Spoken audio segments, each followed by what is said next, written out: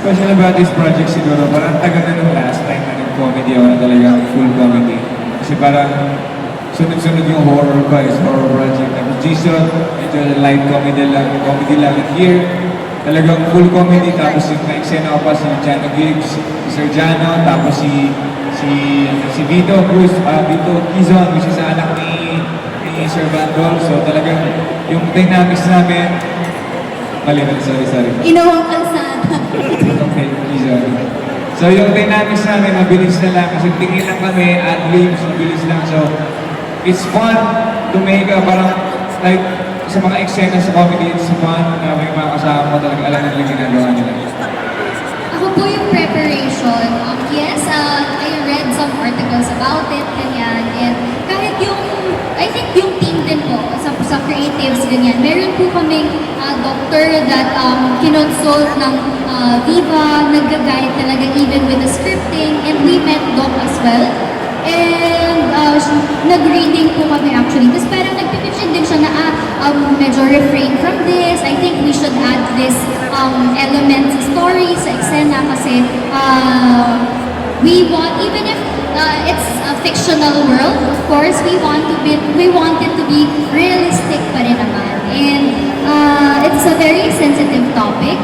And sana ito pong sana itong series din na to maging way din siya para sa mga viewers, para sa casuals, para sa lahat to be more aware, to be more informed din that there are people who go through this they're not pero they're also human. It's just that they have this own world.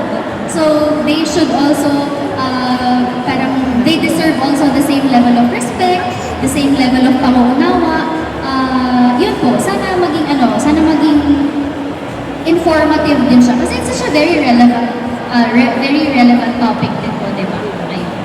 Thank you po. Yes, thank you so much. So parang it's hitting two birds with one stone. Yes. Parang entertain ka na-educate ka pa na, oh, there are people like this. We need, parang mas okay na nasa mainstream media din. At napapag-usapan. Their representation. Thank you so much. Next, we have from our random Republica, Miss Kate Adama. Hi, Miss Kate. Good evening.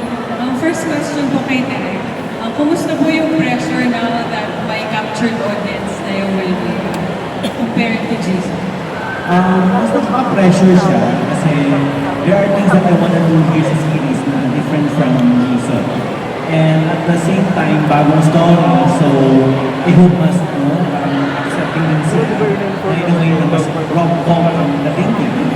May quirkiness, like ganun, but at the same time, I'm not shying away from the discourse from the so that's the pressure here na may proven tayo na love aim, pero anong bago? Anong kakaiba sa series na to? At the same time, dealing with serious issue, pero I'm not making fun or making light of it.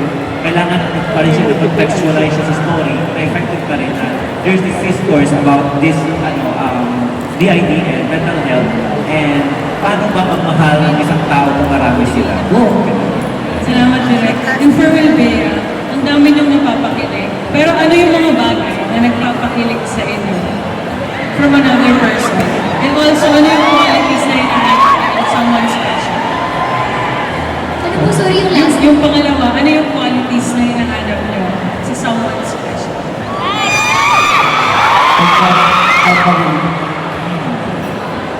Siyempre yung mga maliliit na bagay, basta naging maliliit na bagay na alam mo about the person, yung parang favorite food, favorite na diba?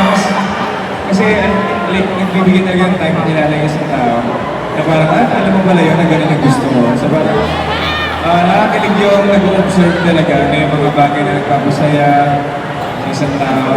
Yan, qualities of course, yung maalaga,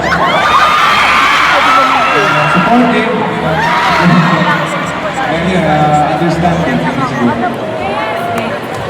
Ako po, I love good conversations. Yung parang, alam mo, hindi kayo mauubusan ng pag-uusapan, and hindi yung parang, na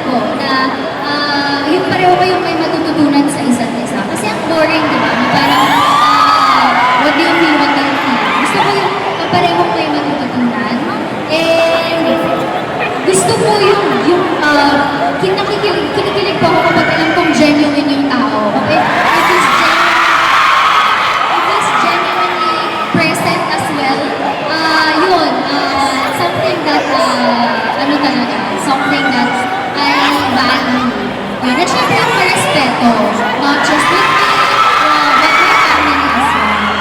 Ayun. Qualities naman, parang yun yung sinabi ko eh, qualities eh, diba? Yun. Siguro yung genuine, yung present na respeto, and ayun. Thank you po. Maraming salamat. Happy yung mga fans na lang. Thank you so much. There you go. Ay, direct? Teka lang. Oh, direct. Ikaw nga direct, chef. Oh, sa'yo, direct. Hindi naman nag-apply sa akin eh. Ano ako, nakikinig ako sa workmates na who do their work. Who do their work? Oo, yung work lang. Ganun. Professional. Professional. Thank you so much. Miss Kate, maraming salamat.